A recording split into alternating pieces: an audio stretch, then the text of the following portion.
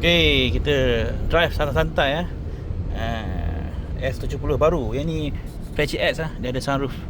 Okay.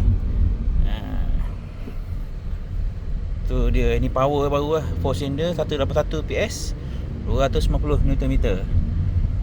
Jom tengok dia punya power. Saya tekan full throttle. Okay, 012.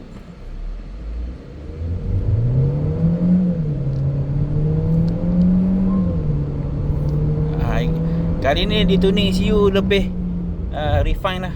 So dulu kalau siapa Gear 1 dia tayar skid kan, sekarang dia dah tak skid dah. Dia dah tuning ECU yang lebih better lah. And then dia lebih senyap. Ini sport mode lah. Saya tekan pada sport mode. Okay, sport mode. So memang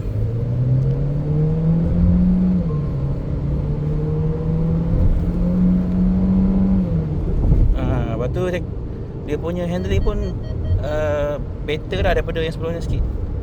Lebih stable.